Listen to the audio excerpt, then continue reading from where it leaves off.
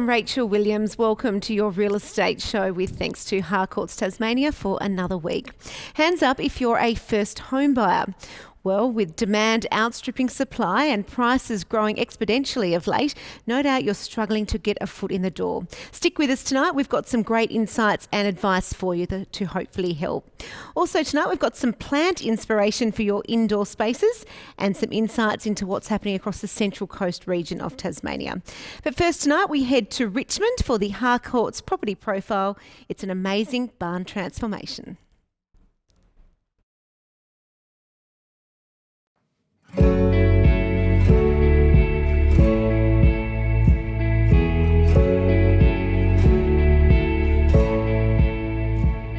Today we're in the historic township of Richmond and we're going to be looking through a really amazing modern barn house development. Let's meet Colin Miller from Harcourts Hobart. Hey Rachel, welcome to 14 Blair Street, Richmond. Thank you so much for having me. This looks like an amazing transformation. It is a wonderful 4-bedroom, 2-bathroom property here in Richmond, and I was really fortunate to have been introduced to the vendors in the early stages and to the property. And even if in its raw state, I just knew it was going to be something really spectacular. And the transformation's exceeded your expectations? Absolutely blown me away, both in terms of style, design, quality of craftsmanship. I couldn't be happier. Okay, well I'm going to take a look and I'll see you on the other side. Wonderful, come on in.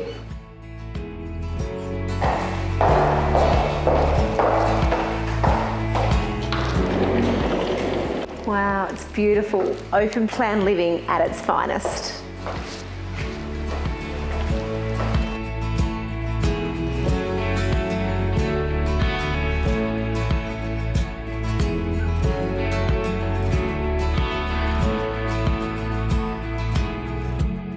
Well, if you spend half your life in the kitchen cooking and cleaning, you may as well have a view to die for.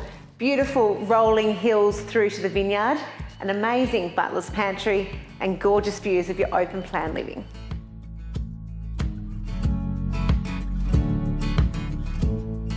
The main bathroom's really spacious, a beautiful waterfall shower into a really deep tub.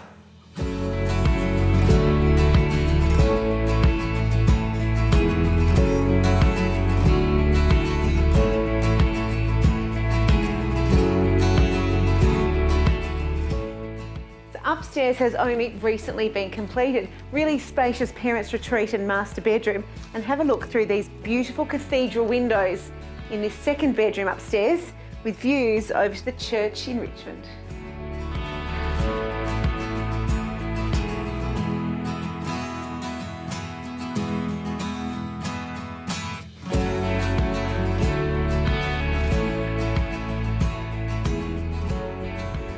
The only thing missing from this scene overlooking the vineyard is in fact a glass of wine.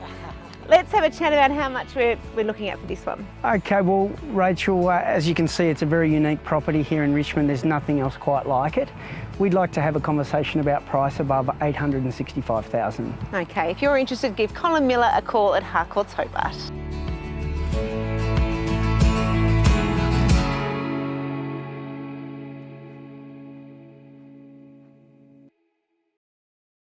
We're now joined in the studio by Toby Mahoney from Urban Money, who's going to give us some helpful hints for her first home buyers.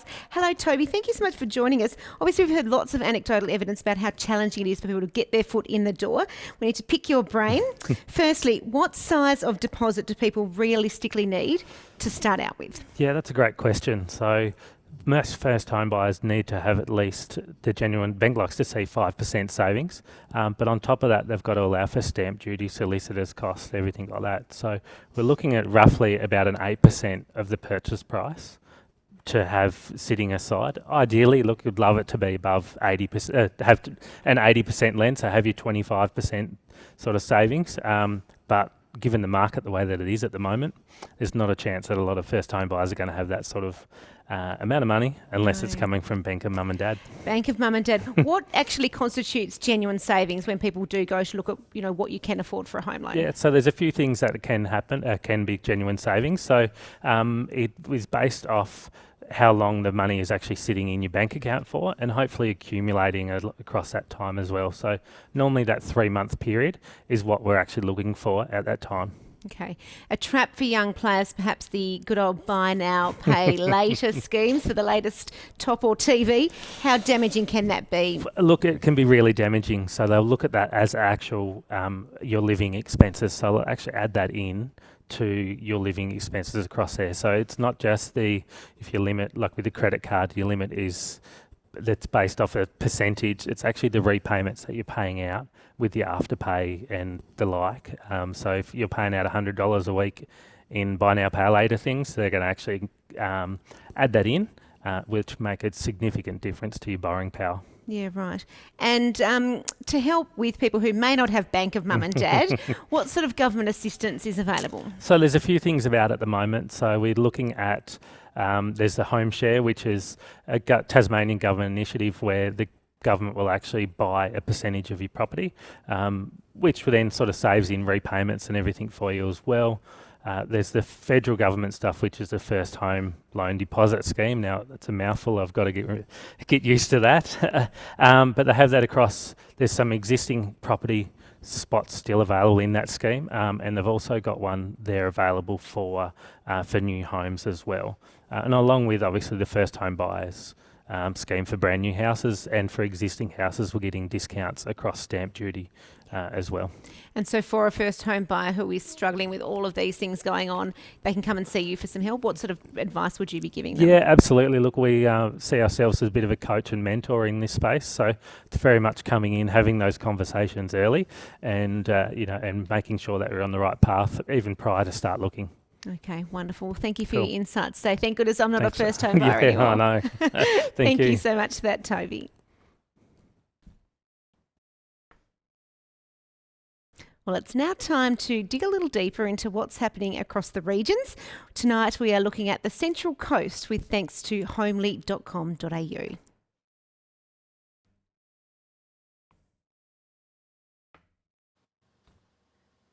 Well, nestled between the two bigger cities of Devonport and Burnie lies the Central Coast, Penguin and Ulverstone. To talk a little bit more about that, we're joined now by Raymond Butenhouse from Harcourts Ulverstone and Penguin. Welcome to you, Raymond. Thanks for joining us. Give us a little idea of what's happening across your beautiful part of the world. Well, real estate is booming, as you've already mentioned, and we've never seen anything quite like what's been happening here ever.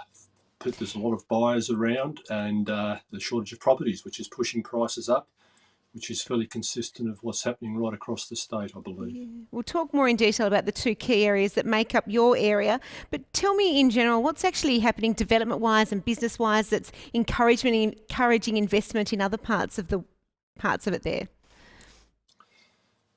I think there's been a lot of just with development. There's been quite a few subdivisions of late, which certainly the federal government's $45,000 grant kicked things off here a few months back, where developments, subdivision type developments of land that would take a year or two to sell, sold out in weeks.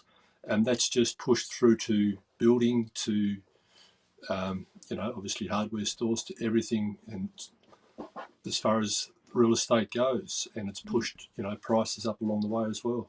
Yeah, well, let's have a look now at Ulverstone. Obviously, there is some construction underway there across that town area as well. But the median house price for that area for 2020 was $335,000, up 7.6%, and the top sale price of $835,000. That seems pretty good. It is.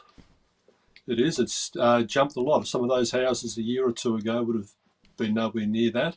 Our median price has jumped, as you said, quite a percentage, and that's again because of demand and multiple offers on many properties. Buyers are keen to buy, and they are going well beyond what agents often think a property is worth and what owners are prepared to accept, which is good for sellers. Yeah, and what about for Penguin? The median price there is $417,000, up a whopping 26.2%, Raymond. That's correct. I think Penguin must be getting close to the highest prices on the northwest coast as a median price. It's a beautiful little town, as we know, right there on the coast, and we're getting a lot of local buyers, but quite a few interstate buyers as well now that the borders are back open. I was just going to ask, what are the key demographics of people that are relocating and choosing to purchase in those two areas? I think a lot of people have just realised that we've got a beautiful part of the country here. It's quiet, it's peaceful, it's not too far to the airports. It's only 10 minutes to Devonport, 15 minutes to Burnie, and we've got everything we need here. And it's just such a picturesque place to live. Wonderful. It certainly sounds like a place to visit, live and invest by the sounds of things. So thank you so much for your time today, Raymond. Thank you.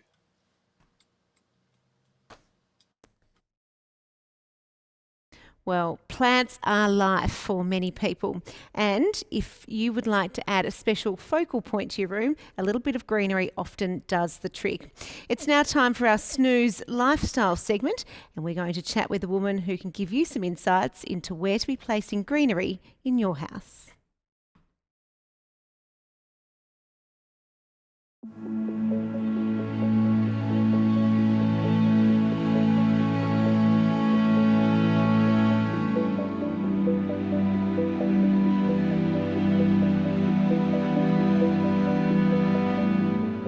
I'm with Bronte from Plant Ed Tasmania. Thank you so much for joining us. I always feel a house is more of a home when it's got plants around, and you are a prime example of that. Tell us about what your favourite plants are. Yes, so my favourite plants in general are monsteras. So there are many different varieties of monstera. You have variegated ones, you have your old green ones. They're just so easy. You can't go wrong with a monstera. Put it in some decent light and they tell you when they want to water. I just love them. Okay, and you've designed a few properties for sale based on the plants. What are your key tips for people that are styling their property for sale? Yeah, so definitely using plants to replace decor items rather than adding. I find that they can get a bit cluttered if you've already got your house styled with decor and ornaments and things. Yeah, it can be a little bit much or a bit messy. Another thing I think is keeping the pots simple, so neutral coloured pots, nothing too busy, otherwise that can sort of add to the mess as well. I have them in every room, literally every room, but you don't have to either. I think living and kitchen are generally your lighter areas of your home, so plants will tend to thrive more in those environments. But then there are definitely bathroom plants that are more suitable, ferns and things that need lower light. But yeah, just basically having a good position for them. They do all need, there's some that are lower light plants, but they do all need good light really to thrive. So obviously the kokedamas were really big for a year or two there. What is the current trend that people will have on their bench tops?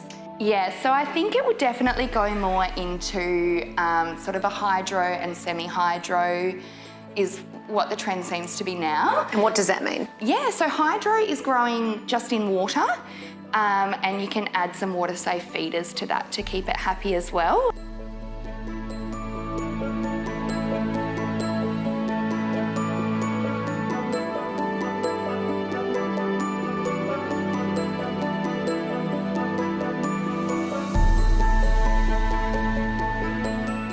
So the clay balls are expanded clay pellets basically, and they hold air throughout the pebbles. So you don't need very much water in there. The pebbles sort of hold the moisture and the air, which roots really love having air. So what would you say are your top 3 plants that everyone must have in their house? So any monstera, they're just so easy. Philodendrons in general are very forgiving, very low maintenance plants that just grow big and beautiful. And then if you're after something trailing, devil's ivy or the pothos, there's lots of different varieties of them, but they're all very hardy as well. Wonderful. And you're doing a little bit of education. Give us a quick plug on that. I want to focus more on the educational side of plants. There are a lot of people that are buying plants, but they're not really sure the best care tips and things like that for them, and it can be quite daunting when you get into it to begin with. So I'll be running sort of a lot of workshops and things like that, just giving people a bit more insight into how they can keep their plants the happiest. Wonderful. Well, thank you for your time today. Bronte from Plant Ed Tasmania. You can follow her on Facebook.